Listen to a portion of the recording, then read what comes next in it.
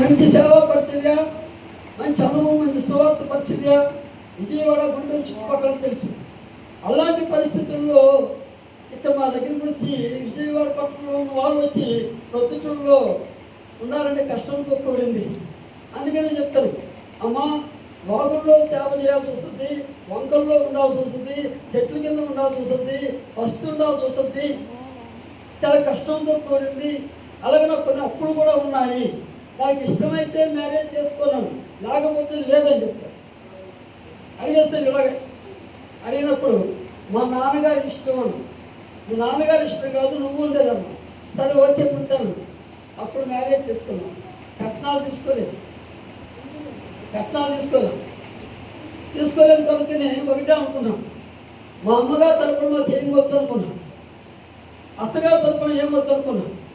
దేవుడిచ్చింది శ్రేష్టమైనది కనుక దేవుని మీద ఆధారపడాలని ప్రతి విషయము మా అమ్మల గారు ₹1 మాకు ఇచ్చిన వాళ్ళు లేరు, మా అత్తగారు ₹1 ఇచ్చిన వాళ్ళు లేరు, మా విశ్వాసుల ₹1 ఇచ్చిన వాళ్ళు లేరు.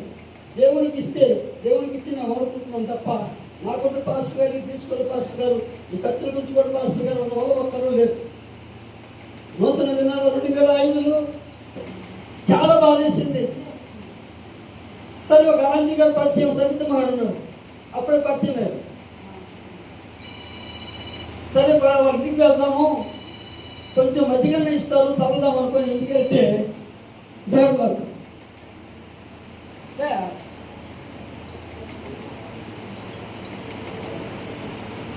టైం అయిపోతుంది, స్కూల్ వెళ్ళిపోతున్నాను. బస్సులో అది శ్రీనివాసరావు దేవుడు చెప్పాడు కాబట్టి అక్కడికి వెళ్తే ఎప్పుడన్నా వాక్యాలు చదివిస్తారు. ఆ వాక్యాలు చూసి ప్రయోజనం అంటే గ్లాసు నీళ్ళు ఇచ్చిన లేరు. శ్రీనివాస నగర్ కానీ, ఈ ఈశ్వరి నగర్ కానీ, కన్నా నగర్ కానీ గ్లాసు నీళ్ళు ఇచ్చిన లేరు. దేవుని కృపను బట్టి, ఆయన ప్రణాళికను బట్టి చేసిన ప్రార్థనలు ఆయన అంగీకరించాడు. మ్యారేజ్ అయిన తర్వాత ఏంటి ప్రభు, మ్యారేజ్ అయిన తర్వాత కూడా చాలా కష్టంతో ఉంది. వస్త్రాలు సరైన వస్త్రాలు కూడా లేవు, సరైన భౌతిక వసతులు లేవు. ఇల్లు వాన వస్తే ఇంట్లో వర్షం ఉంటుంది, ఎండ వస్తే ఇంట్లో ఎండ ఉంటుంది. ఆ ఇంట్లో ఎలకలు, దేవుడు ఒక శారీ ఇస్తే ఎలకలు కొట్టేశారు. అలాంటి పరిస్థితుల్లో ప్రార్థన చేస్తారు. దేవుడు అద్భుత రీతిగా వేరే జిల్లా నుంచి, తూర్పుగోదావరి జిల్లా ఈ ప్రాంతం నుంచి ఒక పాస్టర్ గారు, ఎందుకు చెప్పుకోవడం కాబట్టి పేరు చెప్పారు. ఆ పాస్టర్ గారు ఫోన్ చేసి, పాస్టర్ గారు మీకు అమౌంట్ ఇస్తున్నాము, ఆ అమౌంట్కి మీరు ఒకటే ఇల్లు కొనండి చేశారు. అప్పుడు ఆ అమౌంట్ ఇస్తే ఇల్లు కొన్నాం, నా యొక్క బట్టలు ఆ గిన్నెలో పెట్టుకున్నాం. అలాంటి పరిస్థితుల్లో ఉంది. 4 సంవత్సరాలు అదే విధంగా ఉంది. ఆ తల్లితమ్మ గారు, డేవిడ్ గారు, ఇంకొంతమంది అన్నారు, పాస్టర్ గారు వర్షం వస్తే చాలా కష్టంగా ఉంటుంది, ఎండ చాలా కష్టంగా ఉంటుంది, గాలి కష్టంగా ఉంటుంది, ఈ మందిరం పడగొట్టి మందిరం కట్టిద్దామన్నారు. సరేమ్మా, చాలా కష్టంతో కోరింది కదా, ఆల్రెడీ అప్పులు ఉన్నాయి, మాకు ఆల్రెడీ 15 లక్షలు అప్పులు ఉన్నాయి, ఈ అప్పులతో మళ్ళీ మందిరం కట్టించాలని చాలా కష్టంతో కోరింది కదా. తర్వాత రండి పాస్టర్ గారు ఎమ్మెల్యే దగ్గరికి వెళ్దాం, ఎమ్మెల్యే అమౌంట్ ఇస్తారు, తీసుకుందాం, మందిరం కట్టిద్దామన్నారు. సరే వాళ్ళ మాట విందాం, సంఘటనలు కదా, వాళ్ళ మాట విందామని వెళితే ఎమ్మెల్యే గారు ఒకే మాట అన్నారు, రేపు ఉదయం రండి, మీకు ఎంత కావాలో నేను ఇస్తాను. దేవుడికి స్తోత్రం. ఈ రాత్రికే ఒకరు యేసుక్రీస్తు మాట్లాడారు, ఇది మందిరానికి ఏర్పాటు చేయడం. నేను ఏర్పాటు చేసుకున్న స్థానం 3వ వీధిలో ఉంది, 3వ వీధిలో మందిరం కట్టించండి, ఇక్కడి నుంచి అవతల 3వ మందిరం కట్టించండి అని చెప్పారు. ఈ వీధిలోకి వచ్చి చూస్తే అమ్మేవి లేవు, కొనేవి లేవు. ఇదేంటి, దేవుడు చెప్పాడా, దేవుడు చెప్పిందా, అసలేంటి అర్థం కావట్లేదు.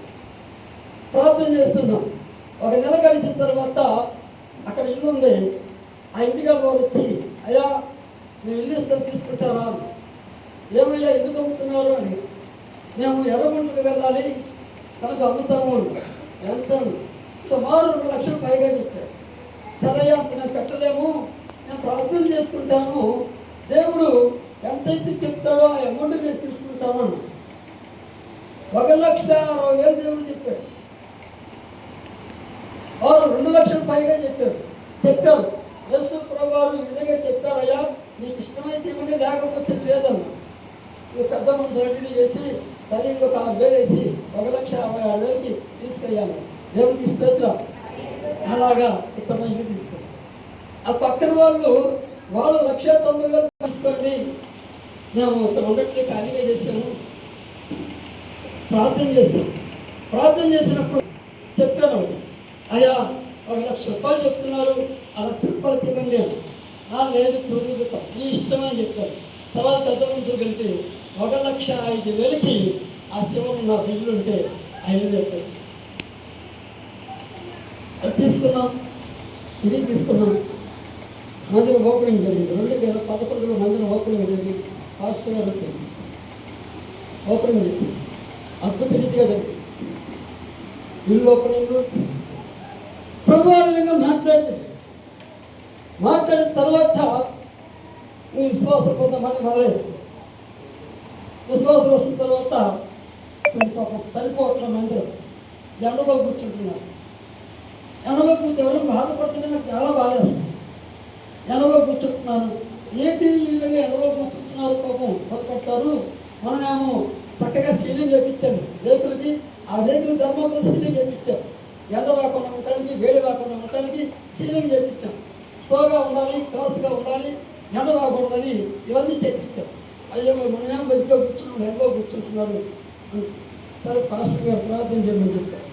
తర్వాత పాస్టర్ గారు అన్నారు, మా గారు తిమ్మతి గారు, అయ్యా ప్రభు చేపిస్తున్నాడు, పెద్ద మందిని కట్టిస్తున్నారు అంటారు. మంచిదండి, దేవుడికి స్తోత్రం. ఇంకా పాస్టర్ గారు ప్రార్థన చేసి మొదలు పెట్టారు. కొంచెం కడదాలో అనుకున్నాను. ప్రభు కూడా చెప్పడం కదా, సుమారు 2 సంవత్సరాలు పట్టుద్దులు అనుకున్నాను. ఇందాక చెప్తున్నానుగా. అలాగే వెంటనే జూన్ 2018 జూలై 2 శంకుస్థాపన చేయమని. ఇప్పుడు ఒక్కోసారి నేను చెప్తాను, ఈ పుట్టినరోజు అని ఆ రోజు శంకుస్థాపన చేయమని చెప్పావా? దేవుడు చెప్పింది కాదులే. ఎప్పుడంటున్న మాట నాకు ఒక అలవాటు, ఏ విషయంలో కూడా అబద్ధం ఆడను. ఎవరైనా అబద్ధం ఆడతానో ఒప్పుకోడు. కనుక అలాంటి పరిస్థితుల్లో అప్పుడు ఎక్కువైపోయాయి. డొనేషన్ చేయకూడదు, చందాలు అడగకూడదు, రాజకీయ దగ్గరికి వెళ్ళొద్దు, నేను వెళ్ళొద్దన్నాడు.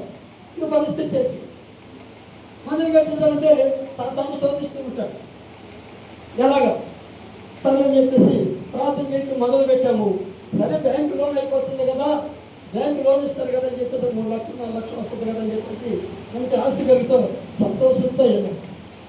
బ్యాంకు వెళ్తున్నారు. అన్నారయ్యా ఇప్పుడు పద్ధతి మార్చారు, క్రమం మార్చారు, కనుక 80,000 ఇస్తాము అన్నారు.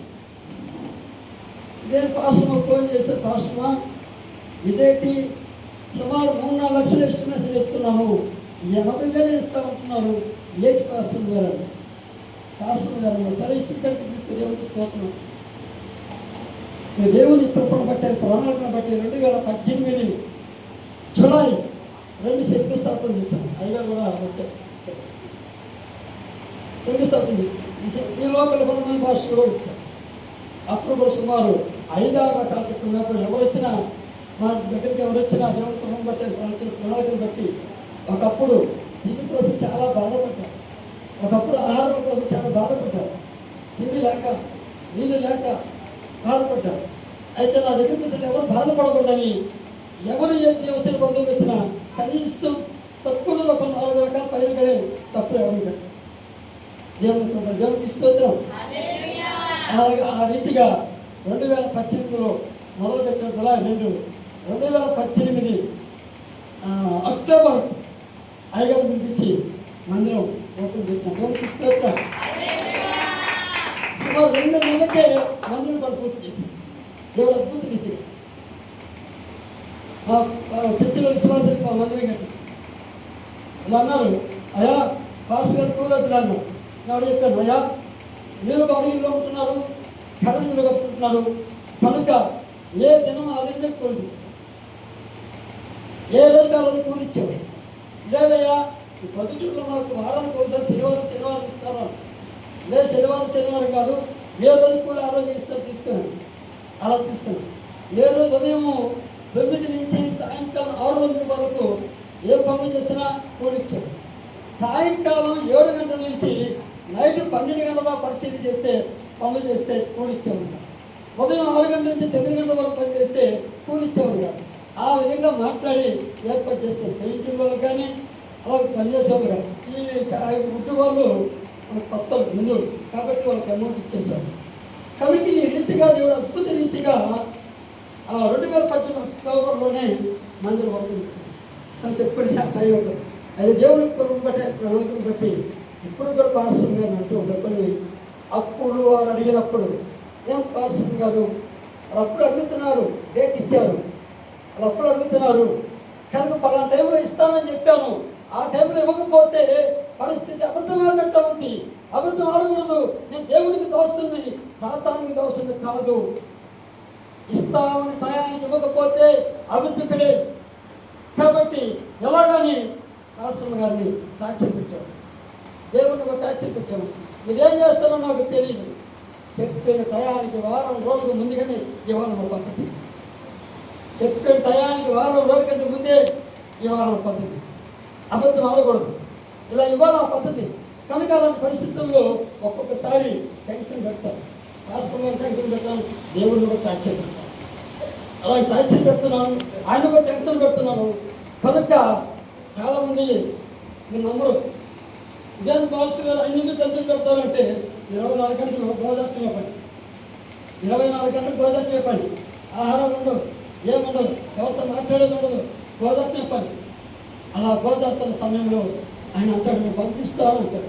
వెంటనే ఉన్న తర్వాత 3వ వ్యక్తి ఎవరో ఒక ఫోన్ చేసి నేను అప్పిస్తాను తీసుకుంటారా అని. అదొక పద్ధతి. ఎవరైనా అప్పిస్తాము అన్నారనుకోండి కండిషన్ పెడతారు.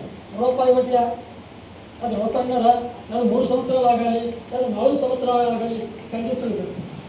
నాకైనా అడిగిననుకో నెల వడ్డీ కడతారు, నెలలో వడ్డీ కడతారు. అలాగా ప్రతి నెల కూడా 1,50,000 కట్టుకోవాల్సి ఉన్నాయి. ఈఎంఐలు కానీ, చీటీలు కానీ, కరెంటు బిల్లు కానీ, ఫోన్ బిల్లు కానీ నెలకి 1,50,000. అవి కాకుండా ప్లస్ తయారవుతాయి. సంవత్సరానికి, 2 సంవత్సరాలకి, 3 సంవత్సరాలకి, 4 సంవత్సరాలకి తయారవుతాయి. ఆ తయారైన మళ్ళీ వాడుతారు. ఈ పాస్టర్ గారు చూపించారు, స్కూల్ ఆధార్ పట్టేస్తారు వచ్చినట్టు గుర్తు. అలాగే ఆధార్ పట్టి పెట్టుకున్నాను. ఆధార్ పెట్టుకుని ఎక్కడే పెడితే మళ్ళీ మర్చిపోతామని గోడగా పెట్టుకున్నాను. ఇటు ఒకటో తేదీ ఎవరికి కట్టాలా టిక్, 2వ తేదీ టిక్, 30వ తేదీ టిక్. ఏ టైంలో ఎవరికి కట్టాలో ఆ చెప్పిన టయాల కంటే ముందుగానే కట్టేస్తాం. దేవుడికి స్తోత్రం.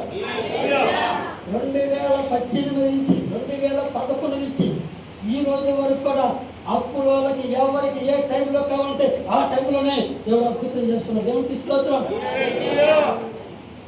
ఒకవేళ దేవుడు అప్పే ఇప్పిస్తున్నాడు, ఏదో రకంగా వాళ్ళకి మాట పోకుండా చేస్తున్నాడు. ఎందుకంటే బైబిల్లో మనం చూసినట్లయితే అప్పుడు వారు హఠాత్తుగా అడుగుతారు. అందుకే మా సంఘంలో చెప్తారు, ప్రతి విషయం పౌలు గారు ఉన్నారు, నేను యేసును పోలి నడుచుకోండి, నన్ను పోలి నడుచుకోండి అన్నాడు. కనుక మీరు నన్ను పోలి నడుచుకోండి, ఒక్క విషయం తప్ప అంటారు. ఆ వ్యక్తి విషయం అంటే అప్పు ఇవ్వకూడదు, అప్పు తీసుకోకూడదు, అప్పు తీసుకోకండి, అప్పు కూడా ఇవ్వద్దు. పాస్టర్ గారు ఎందుకు ఇవ్వద్దండి, ఎక్కడికి అప్పిస్తారు మీరు, వాళ్ళు ఇవ్వరు, మీరు తట్టుకోలేరు, ఊపిరి కడతారు, బాగుపించుకుంటారు, అలా చేస్తారు, బాధపడతారు. అలా బాధపడిన తప్పు దేవుడు చూసుకోరు. కాబట్టి వడ్డీక్కున్నాడు. ఒకవేళ ఇవ్వాలంటే మాకే ఇవ్వండి,